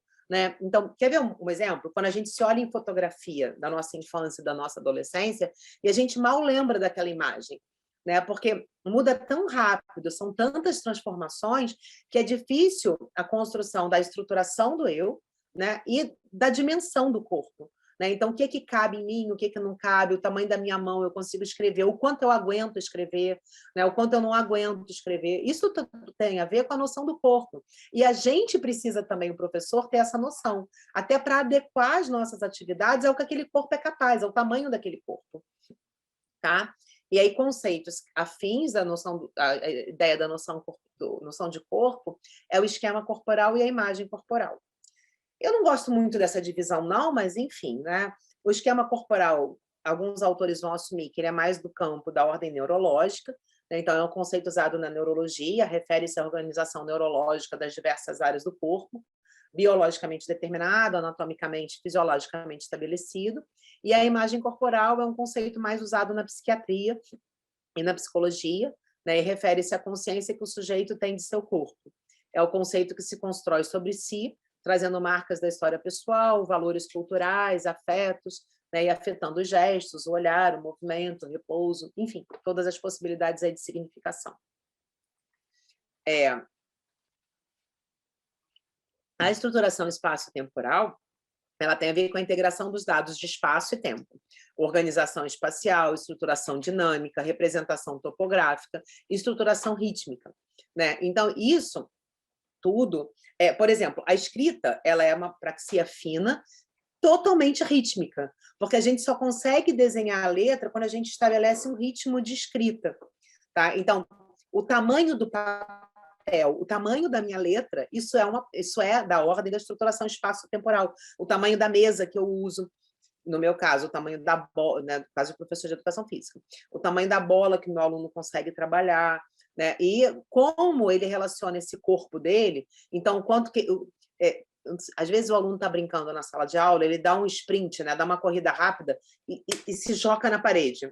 Não necessariamente ele quis fazer aquilo, é que ele imprimiu uma velocidade que ele não tem noção que aquela velocidade ele ia bater na parede. Entenderam? Tá? Não necessariamente ele faz isso de propósito. Às vezes ele não tem noção que se ele imprimir aquela velocidade, ele vai avançar muito no espaço e vai se chocar com a parede. A gente precisa ensinar. Quando ele começa a fazer isso, muitas vezes a gente vê que ele está fazendo isso de propósito, mas a gente precisa ensinar isso para os alunos. Né? Isso tem a ver, pessoal, com como eu trabalho essas questões na minha sala de aula. Né? Então, eu coloco os meus alunos para andar na sala de aula, para perceberem o espaço da sala de aula. Né? Eu trabalho com eles medição de cadeira, medição de carteira. Olha aqui, isso aí a gente junta um monte de conteúdo. Né? Medição pode ser com a palma. Né? Então, quantas palmas mede a minha carteira, mede o meu braço. Né? Esse tipo de atividade ajuda os alunos a conhecerem mais o espaço e o tempo. Né? E essa relação. Né? E até mesmo escrever com o corpo. Né? Eu adorava quando eu trabalhava em escola. Como é que a gente escreve com o corpo a letra A? Né? Como é que o nosso corpo pode formar a letra A? Pode ser mais fácil escrever com o corpo do que escrever com lápis no primeiro momento. Ou não. Mas eu preciso dar possibilidades de escrita outras também para o meu aluno. Né? Então, eu não preciso escrever só no papel. Né? Eu posso escrever também de outras formas, porque são formas de escrita. Né? Então, a estruturação espaço-temporal tem a ver com essas questões. E a praxia, né, que é o elemento mais complexo da motricidade, que integra todos esses fatores. Né? Então, vamos lá. Quando eu estou falando de praxia fina, que é escrita, eu estou falando de estruturação espaço-temporal, de noção de corpo, de equilíbrio, de tonicidade. Tudo isso envolve a minha praxia fina, a minha praxia grossa também.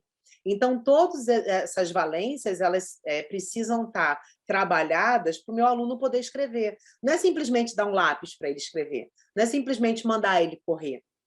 Né? Eu preciso pensar em todas essas valências.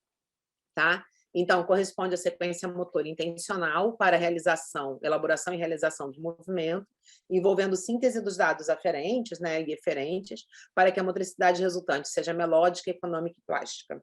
Emerge da transformação de uma intencionalidade em motricidade. Né? Então, essa é uma outra questão. Né? Para eu realizar um movimento, eu preciso ter a intenção de, e preciso ser motivado a, né? Estar motivado para. Tá? Ninguém escreve se não quiser. Em comandos motores ordenadamente sequenciais, sendo esta intencionalidade também organizada socioculturalmente. Então, às vezes, eu posso até escrever porque o meu professor está mandando muito. Né? Mas será que eu quero que o meu aluno escreva só porque eu estou mandando? Né? Ou qual a motivação que ele tem para a escrita, por exemplo? Né? Eu estou dando aqui um exemplo, né, aleatório qualquer. Né? Então, quando eu penso nos meus alunos com deficiência, essa questão, né, das valências da motricidade, elas são mais importantes ainda, né? Porque grande parte dos meus alunos vai ter disfunção de motricidade. Né? Então, eu preciso estar atento a observar o funcionamento desse corpo, ou seja, o funcionamento desse sujeito, para pensar aonde eu posso potencializar o movimento desse meu aluno, né? E quais estratégias eu posso traçar de potencialidade para esse aluno, que são potentes para esse aluno. Né? Eu sempre dou um exemplo, né? Esse exemplo, porque eu acho que foi muito fantástico, quando eu trabalhava com alunos que tinham paralisia cerebral numa escola, e tinha, né, um aluno com paralisia cerebral, a gente chegou à conclusão que para ele conseguir escrever, que foi assim, quando a gente dava uma folha comum e um lápis de cera, por exemplo, comum, ele voava a mão na folha, ou seja, tinha pouco atrito, né? Isso com a folha presa, tá, gente? Na carteira. A gente colava num papelão e o papelão estava fixado na carteira. Isso é uma estratégia importante. Aí a gente falou, bom, se no papel comum a mão dele desliza, vamos então botar um papel lixa, né? Que é o outro, que é o contraponto, vamos dizer assim. Aí a gente botou o papel lixa. No papel lixa a mão dele não ia, porque ele não tinha força suficiente para ultrapassar o atrito da lixa. Até que a gente pensou, depois de muitas tentativas, de muitos erros, na época o papel reciclado ele era mais poroso, e a gente começou a trabalhar com ele com papel reciclado. E aquele papel reciclado poroso, a mão dele, ele conseguia ter força e ter o atrito suficiente para ele poder desenhar, para ele poder começar a escrever. Tá? Então, pode parecer uma coisa boba, mas não é. Foi o olhar, a tonicidade, né, a praxia, né, enfim, né, a tonicidade, a noção de corpo, enfim, a todas essas valências para a gente pensar em estratégias, né, de desenvolvimento da praxia fina. Tá? Eu falei de praxia geral, não falei das praxias, né? Praxia, eu falei antes de falar. Praxia global, perdão, gente, são os movimentos intencionais, movimentos voluntários, né, e compreendem tarefas motoras sequenciais globais, realização e automação de movimentos globais complexos, né? Expressão da informação do córtex motor, como resultado da recepção de informações sensoriais, táteis, kinestésicas, vestibulares, visuais, ou seja, como resultado integrado dos fatores psicomotores.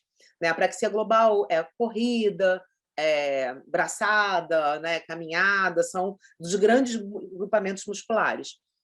Os subfatores, né, tem a ver com a coordenação óculo-manual, que tem a ver com esse exemplo que eu acabei de dar para vocês também, tá? A coordenação óculo-pedal e como dissocia um do outro, né? Então, visão e mão, visão e pé, né? E como eu dissocio a visão da mão e a visão do pé. E a praxia fina, que foi o exemplo que eu dei para vocês, tá? Que são os movimentos intencionais, movimentos voluntários, tá? Que tem a ver com a micromotricidade, né? Com a perícia manual, né? A mão é a unidade motora mais complexa do animal, né? Do homem, arquiteta da civilização e da inteligência da criança, né? E no homem. Órgão de preensão por excelência, né? O homem é o único animal capaz de fazer esse movimento, por isso que a gente escreve. E por isso dizem que por isso que a gente se desenvolveu e se diferenciou dos outros animais. Capacidade construtiva manual, destralidade, né, bimanual, aspectos relevantes no processo de aprendizagem. Então, a gente tem como subfatores a coordenação dinâmica manual, tamborilar, que é esse movimento aqui, né, velocidade e precisão. Tá? Então, são subfatores da motricidade fina, né, que a gente precisa estar atento. E aí, fechando já quase, né, a nossa conversa de hoje, eu adoro essa imagem também do Tonucci, né, que ele faz uma provocação, né? Um dia as classes florescerão, né? Então, as crianças aprendem a sentar e elas ficam sentadas o dia inteiro na nossa sala de aula, né? E, muitas vezes, eu já sofri muito com isso, né?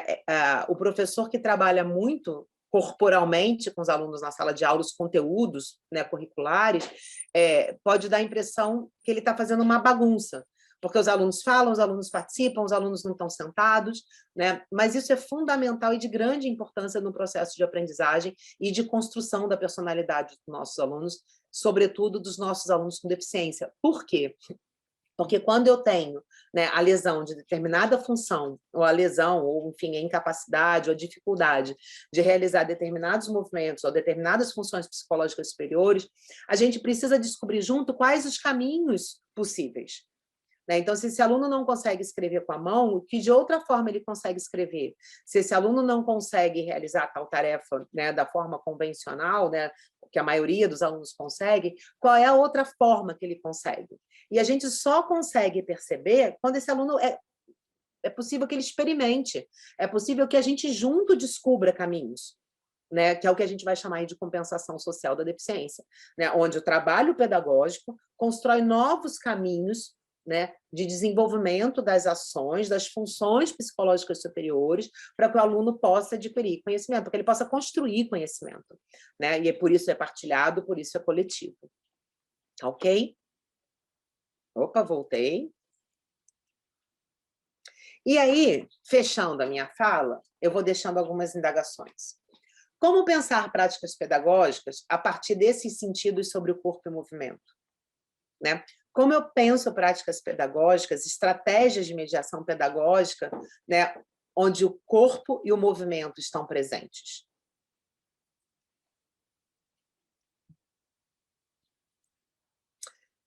É isso, pessoal. Deixa eu interromper o compartilhamento. Eu agradeço a vocês que estão aqui comigo, né, desde esse momento, desde o iniciozinho. Eu, para variar, falo sempre muito, né? Eu achava que eu ia falar bem menos, mas eu fico aqui aberta, então, para perguntas, para as questões, para a gente seguir dialogando, tá bom? Muito obrigada pela atenção de todos. Flávia, foi um momento muito interessante. Até porque assim, a gente pensa no nosso aluno, mas também pensa nas nossas questões.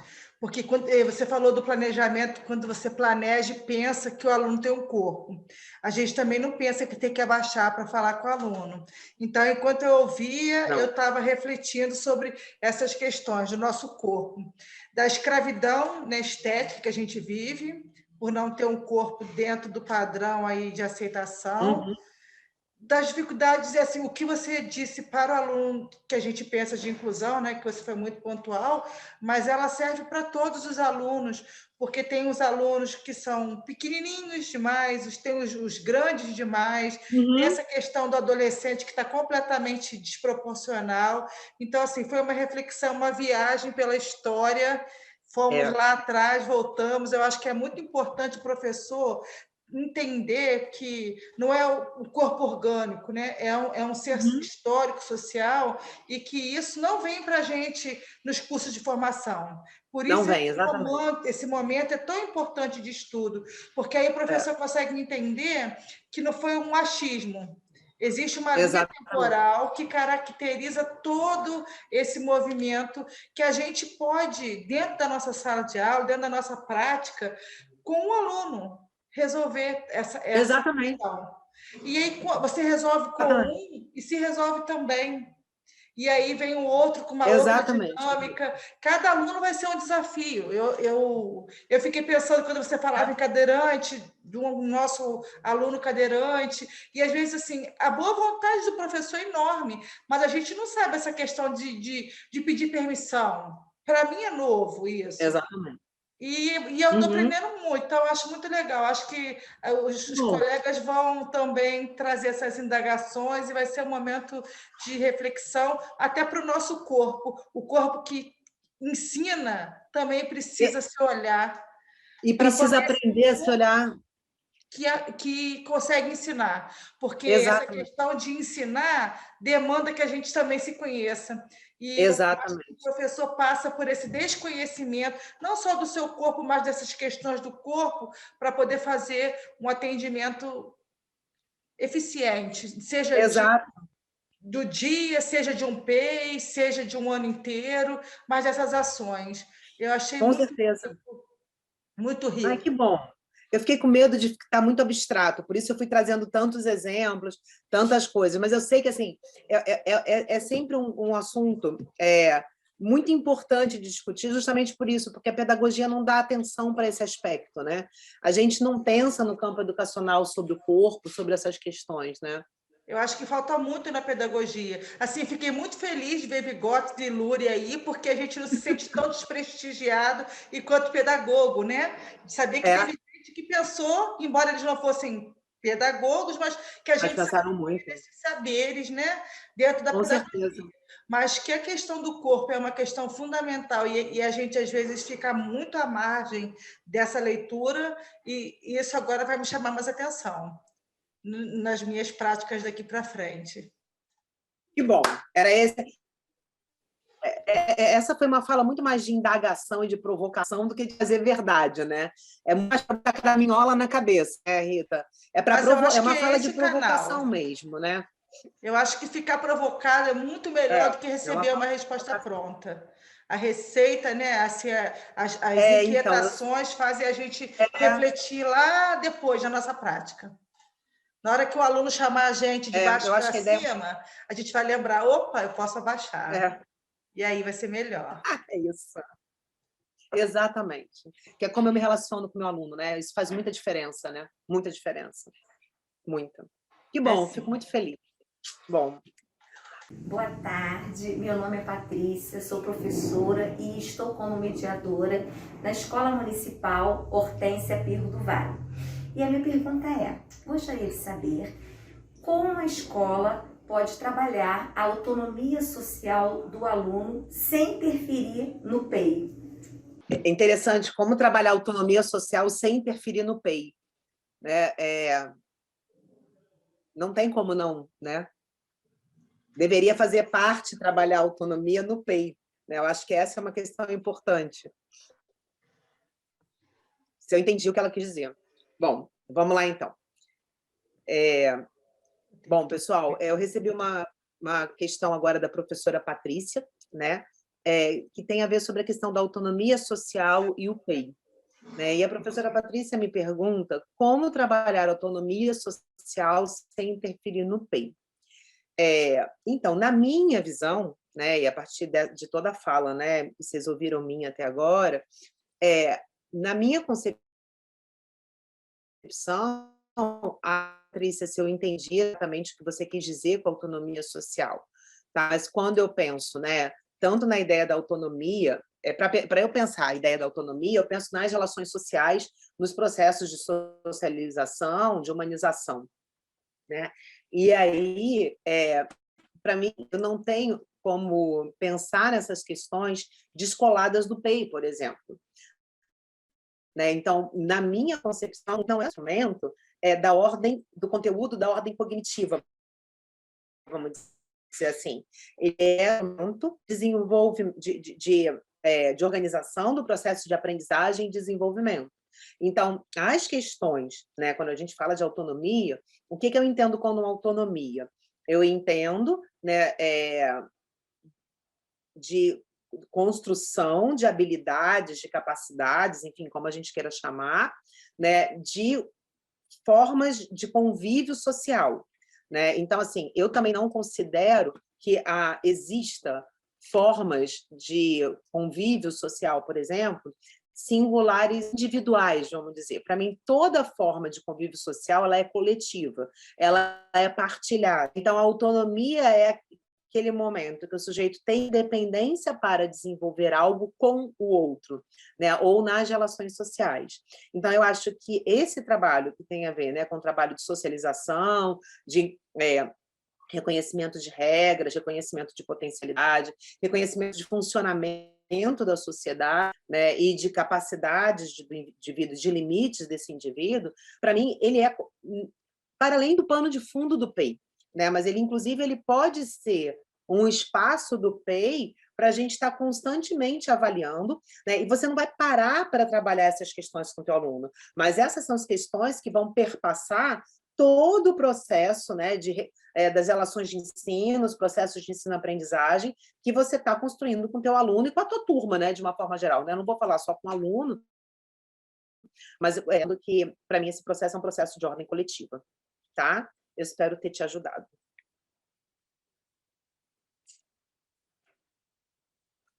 Tranquilo? Vamos, então, à segunda. Meu nome é Adriano, trabalho na Escola Municipal Allan Kardec. Minha função é assistente educacional. A minha pergunta é sobre os desafios do ensino remoto na educação inclusiva, no contexto da pandemia. As estratégias usadas pelos professores, a importância da família nesse momento, como tudo isso funcionou, se funcionou. Bom, eu recebi uma outra pergunta do Adriano, da Escola Allan Kardec, né? E que uma pergunta muito, muito importante, que ele vai trazer indagações sobre esse momento da pandemia, né? Do trabalho que foi realizado, sobretudo com os alunos da educação especial, e ele fala do papel da família, né? E das estratégias traçadas pelos professores. E ele pergunta se deu certo, né? Se isso funcionou, vamos dizer assim. Acho que a primeira coisa que eu quero ressaltar, né, foi o comprometimento, o envolvimento, a dedicação e o trabalho. Eu queria adjetivar, né, o trabalho, não estou conseguindo a palavra certa, daqui a pouco eu penso, do trabalho educacional que foi feito nesse período. Né? Assim, foi um trabalho de reinvenção pedagógica incrível que os professores fizeram. Né? Então, antes de falar qualquer coisa sobre o momento da pandemia, acho que a gente precisa parabenizar, vangloriar. Outro dia a gente estava discutindo, aliás, eu vi 2 pesquisadores discutindo, se os professores poderiam ser considerados heróis da pandemia. Né? E é quase que sim, sabe, gente? Porque o que vocês fizeram na educação básica é fenomenal. Né? Então, assim, é fenomenal porque foi um trabalho árduo, um trabalho difícil, um trabalho duro, né? Eu acho que tem uma questão que a gente precisa trazer, né? Quando a gente pensa nas estratégias de mediação pedagógica, né, no trabalho que os profissionais da educação fizeram, né, e nas possibilidades das famílias, a gente tem que pensar tá que deu certo, né? Porque a gente vive num país extremamente desigual, onde a maioria das famílias não tem acesso à internet, não tem computadores, não tem tablets, né? Então, assim, eu vi muito pai e muita mãe dando celular para o filho fazer exercício, indo nas escolas pegar material impresso, né? Enfim, uma série de questões, né? Então, o que eu acho, né? E aí falando muito em relação à esfera federal, tá? Que eu acho que é importante pontuar, eu acho que faltou um desenho de estratégia política potente, sobretudo para apoiar estados e municípios, né? Então, eu acho que assim, a gente tem um problema que, para mim, não deu certo nesse momento da pandemia, que foi uma estruturação, um desenho de uma política que viabilizasse o ensino remoto, né? Porque o ensino remoto ele não dependia só do trabalho do professor, né? Ele dependia dos alunos terem acesso, das condições de vida dos alunos terem comida, das famílias poderem ajudar os alunos. Muitos dos nossos alunos têm pais não alfabetizados, né, que não sabem e não conseguem ajudar seus filhos. Então, eu acho que faltou, sim, uma política que desse suporte ao trabalho desenvolvido pelas redes públicas municipais, né, estaduais de ensino, e desenvolvido, sobretudo, pelos professores, né, que muitos professores fizeram, né, e muitas redes, diretores, coordenadores de educação especial, né, com apoio dos seus secretários, se desdobraram, sei lá, mais do que se desdobraram para tentar fazer o melhor trabalho possível, né? Então, eu acho que nesse sentido, né, eu parabenizo os professores, né, acho que deu certo nesse sentido, todo o esforço. A gente tem muitas iniciativas que foram potentes, né, claro, envolvendo a família, sobretudo com os alunos da educação especial, né, a gente não teria como trabalhar, em poucos casos a gente teria como trabalhar sem o suporte da família, claro que alguns sim, a gente teve como trabalhar, mas, sobretudo, eu acho que precisa deixar registrado historicamente a falta de uma política nacional, a falta, né, de negociações de distribuição de internet de larga escala, né, de distribuição de equipamentos eletrônicos, né, ou, enfim, de instrumentos técnicos, né, para que os alunos e professores pudessem desenvolver um trabalho um trabalho pedagógico potente nesse período, né? Porque muitas vezes, a maioria das vezes, o problema não foi da ordem dos professores, mas as condições de vida de todo mundo, tá? Então, acho que é isso. Agora eu vou para a última pergunta. Boa tarde. Meu nome é Lucivana, sou professora mediadora da escola Margarida Alves e tenho a seguinte pergunta: qual a importância de jogos pedagógicos para a criança de inclusão e quais os benefícios pode proporcionar para essa criança? Ana. Bom, eu tenho uma última pergunta, que é da professora Lucivana, né? E ela faz uma pergunta sobre os jogos pedagógicos, né? E o papel, a importância dos jogos pedagógicos com os alunos da educação especial, com os alunos com deficiência, né? Eu acho que, pela minha fala, né, que hoje vocês viram, eu ressaltei em vários momentos, né, a importância de colocar o corpo, né, nas estratégias de mediação pedagógica, de considerar o corpo, né? E eu vou achar, né, o jogo uma excelente estratégia de trabalho, né? Então, seja a criação de jogos coletivos, fazer com que os alunos criem jogos, né? Porque quando fala de jogo pedagógico, eu entendo que é usar, né, o jogo enquanto um elemento da cultura, né, um elemento cultural, né, com suas características específicas, e a gente tem vários tipos de jogos, para desenvolvimento, né, para pautar, para poder trazer à tona elementos do currículo, né, ou seja conteúdo, né, ou questões curriculares, né? Então, assim, eu sempre acho o jogo potente, né? E aí sejam jogos individuais, jogos coletivos, jogos de tabuleiro, jogos de adivinhação, jogos de pergunta, enfim, a gente tem uma infinidade, né? Caças ao tesouro, né? A gente tem uma infinidade de jogos que a gente pode construir de forma coletiva com os nossos alunos. E aí, quando a gente fala, né, dos alunos com deficiência, né, dos alunos com deficiência matriculados nas escolas regulares, os jogos eles sempre são muito potentes. Por quê? Sobretudo quando a gente trabalha com jogos coletivos, os jogos coletivos a gente consegue, trabalhando de forma coletiva, fazer com que um aluno possa dar suporte ao outro, né? E aí, tanto no que cada um tem de capacidade, como um suprir, né, as dificuldades do outro, né? Então, eu gosto muito do trabalho coletivo, né? Então, acho que isso é importante ressaltar.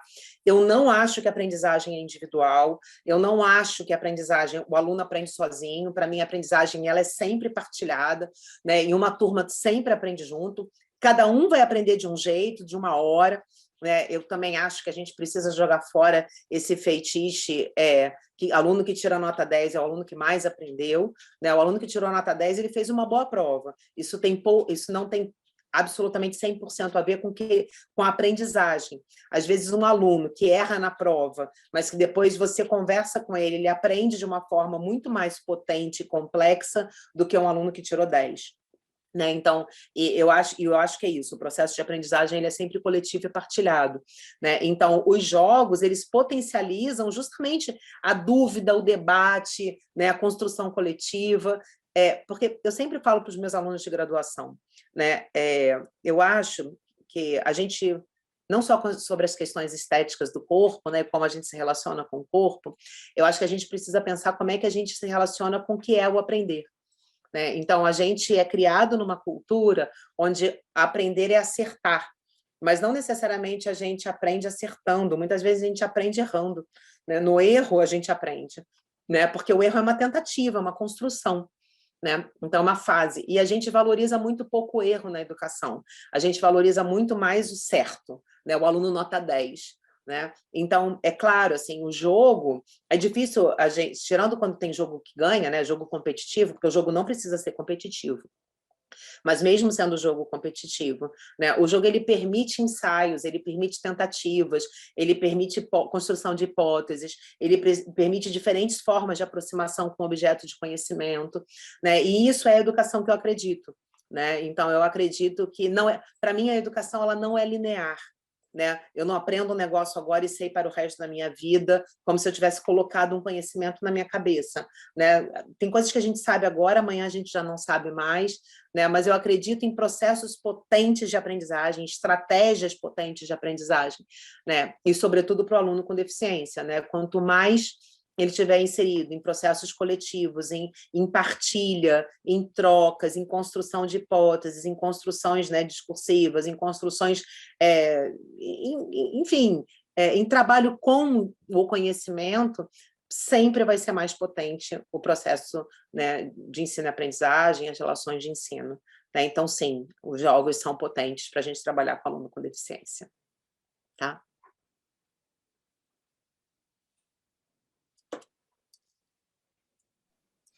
Foi uma alegria te ouvir, Flávia. Dá vontade de ficar ouvindo. Foi bom demais. Passou muito rápido.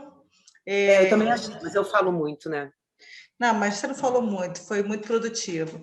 Em nome da Secretaria de Educação aqui de Paracambi, eu te agradeço. Foi uma contribuição muito valiosa. A gente também se coloca à disposição. E até o próximo encontro. Muito obrigado mesmo, foi fantástico. Imagina, que bom, a hora que vocês quiserem, podem contar sempre comigo. Espero que um dia presencialmente. Ontem eu passei por Paracambi. Ontem eu passei na porta de Paracambi e lembrei. Eu falei, amanhã eu tô aqui, mas não estou aqui. Né? Estava voltando de São Paulo, da casa da minha sogra. Né? Então, espero que um dia a gente possa estar aí em Paracambi. Eu já estive em Paracambi, eu conheço Paracambi.